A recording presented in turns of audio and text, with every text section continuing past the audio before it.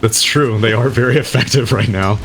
Although it's on cooldown now for the shared tango, but yeah, this is the like PPD doesn't really want to be here. Oh god. CCnC, that soul rip. Oh my god. All right, we're done. He has 0 last hits in a minute and a half. Yeah, I don't know if he was expecting the thought that maybe he would be able to get a few souls. Maybe they wouldn't send. Is now in the top lane. There's a big dive going in. Yep, trying to find a stun. Ritsu able to walk it off for the moment. Zai still looking for those right clicks as the Treants are chasing after Owie, but they're able to get the extra bit of damage in from all the creeps. And another kill going the way of Animal Planet. Yeah, I think maybe Zai was so caught up in microing his Treants he didn't realize that the creep wave was coming in, and yeah, that is a lost soul because he has no support. And this is a terrible 1v1 matchup for most melee heroes, but Phantom Lancer especially is now PPD. Gonna go down. Kill goes to Bryle. Yeah, this is definitely tough. Right now he stacks, and Queen of Pain does so much burst damage in such a short period of time.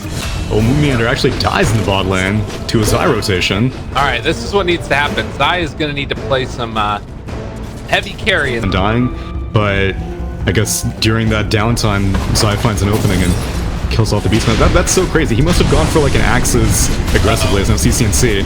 Yep, he's trying to take him down, but Kitrak is not going to die until after the fact, and then see Bryle get out of there as well.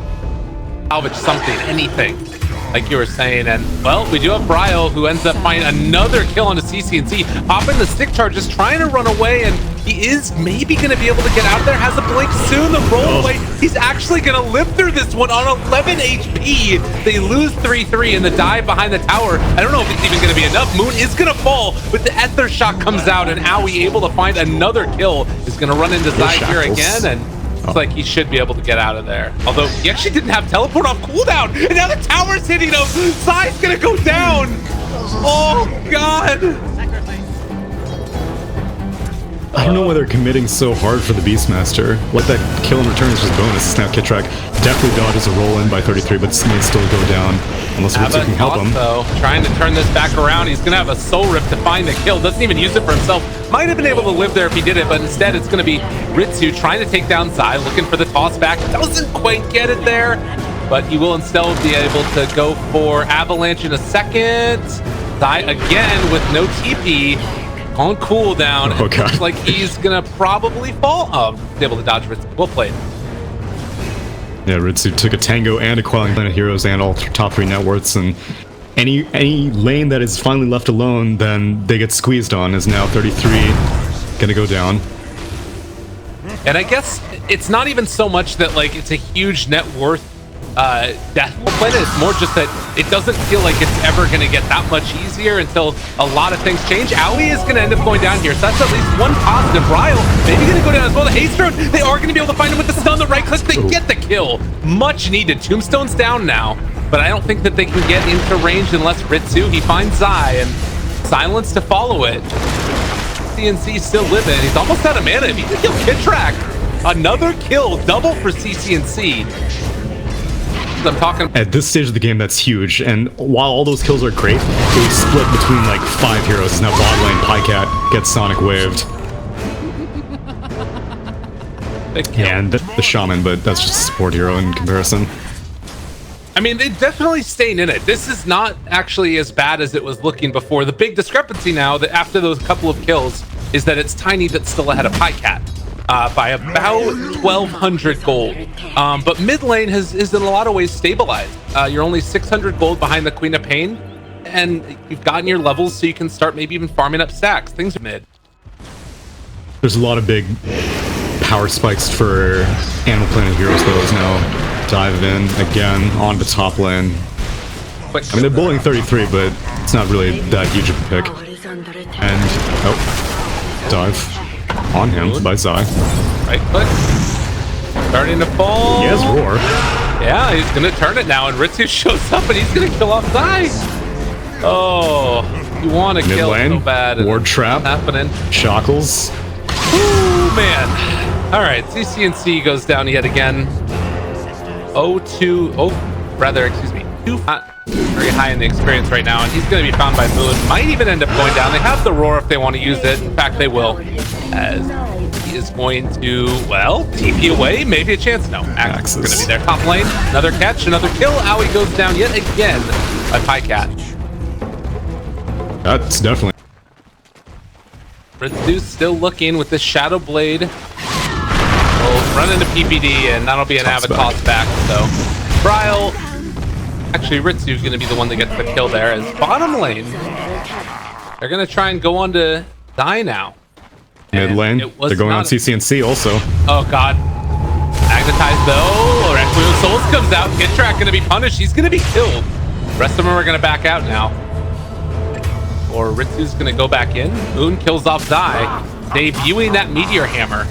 Rocks falling from on high. Oh, that's what it was. I was like, what the hell is this? Like, I see the imp staff, but... No. You've got the roster awards. That you know, it's got a 40-second cooldown. It's basically an ultimate of its own. You could use it on this guy. Oh, he's channeling. Oh, it's coming. Get owned. But now that's Pajkatt right next to him. Zai moving in as well, and MoonMeander nowhere really left to go. Is Owie's going to try and TP away. No TP from Moon. Homie's gone. I mean, that was cool and all, but Bryle gets spotted out, but he has a blink, and actually Zai TPing in. They're gonna get the kill. Yeah, they got Bryle yet again. So scary stuff here. You're starting to lose off this Queen of Pain, and sure, you've still got a 3,000 net worth lead, but staff is now there looking for Kitrak on the top lane, and they're gonna find him. Sprout. Another catch there. Well, Soul Rip trying to turn it, trying to live. He might actually. No, okay, come on. So I had to spend 4 staff for that. Look at all the zombies too. The dead are rising, and they're starting to run after these guys. They got him, trying to chase. 3-3, getting away, gets the rollout. So, not going to actually get out of there. Bryle with the double.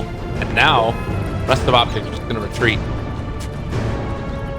Sort of struggling to find his place. He did hit out a really nice stack of Ancients there. It was 4 stacked for him. At bottom lane, Moon, maybe not fully aware that people are still in the area, is going to end up dropping in. This might just be the tower now. They don't have any detection. It's now actually Tiny finds 33, but of all the heroes that you could find, 33 is probably the best. A nice little pick there. I mean, obviously, wild axes for the Beastmaster.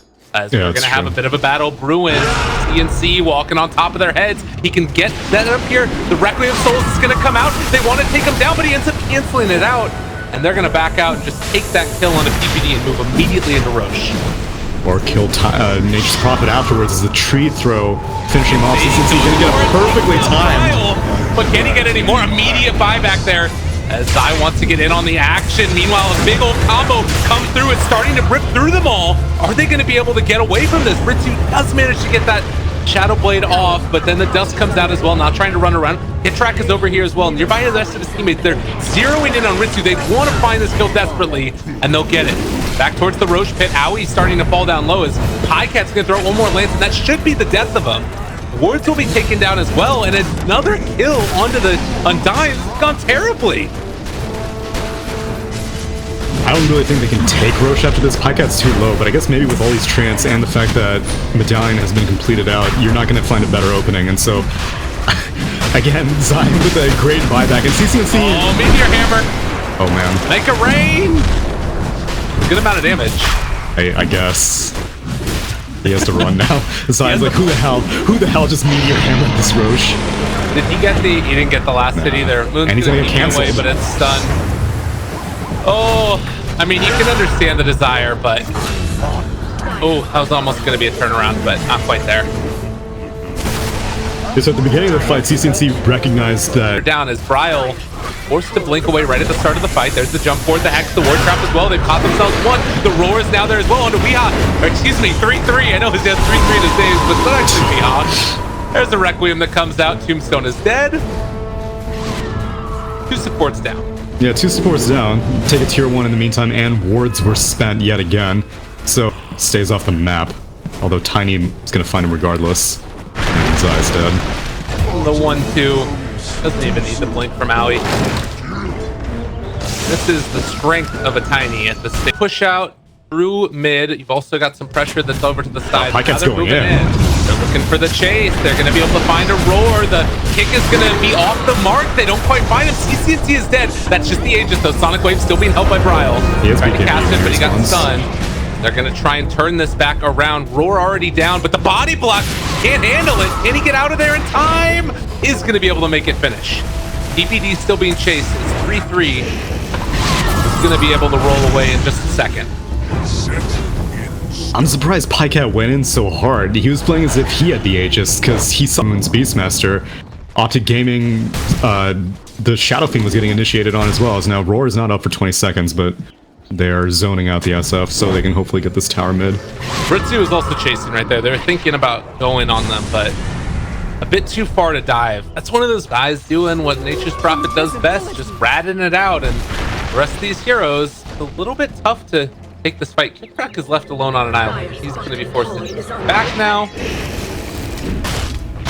A lot of damage dealt to that tower, though, and as they look for a pickoff, they are going to run right by this Queen of Pain. This is a little unsafe for Bryle. For a team that you feel like is just naturally going to have a better time in the late game. Oh, wait, Roar onto the mid. This could be their moment. They're getting it chain together perfectly. Meteor Hammer every damn thing, and CCnC is gone.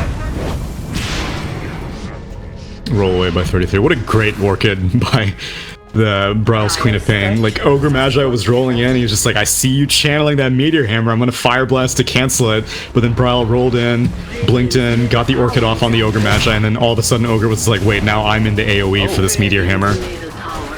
As Pajkatt, looking for something. He wants to cut the creep wave. But Moon is going to run into him as well now. And, well, he needs to TP away before he ends up being brought down. But this is not good for Pajkatt. He's sticking around, I think, maybe a bit too long as the chase is going to be there. And they find the shackles. Definitely not worth. I do suffer. Moon was completely out of mana, so Phantom Lancer was not dealing very much damage. And yeah, that creep cutting, especially with a range drop. And if 33 manages to follow up, then Ritsu would need to be very careful. So the nice part about it is that they do have a cost. He's trying to bring him down. Good pick away. PPD would still be the last man standing. Yeah, he's on. The plus side is that it bought time for Shadow Fiend. The downside is he probably could have done the same and just like left him alone. But if they lose, then I think they're okay with that. How about Pajkatt? You okay with that? Oh. So he's the doppelganger away. Still scary. PPD gonna go down. They pop the PPD. And wanting to ensure that one kill. Also, Howie was able to get down the wards in the mid lane. And just the blink out before they're able to get the right click in from Zai. Well, they're not even going for Roars. They're going straight for this He has that BKB. BKB out. That's big, though. He's still going to be able to live through this now. The Meteor Hammer comes down. It's only onto one. So CCnC lives. They might be able to take down this Prophet, though, as Zai is going to fall. Tier 3 tower also down. And can they kill off Pajkatt? He's going to go for the doppelganger away, trying to run 3-3. Rolls in a little bit off the mark. Tombstone is down as well. Can set in illusions on this if they wanted to try and kill off the tomb. Looks like with that, Animal Planet will back. As top lane is going to be pushed in considerably. Ritsu forced to retreat and defend. I don't know if we talked about this yet, but Phantom Lancer Heart. Oh, killed off that creep wave. Bryle jumps in. That is bold as brass. The roll forward with the kick, but they don't quite find him. And now Ritsu turn around, maybe going to be able to get this one.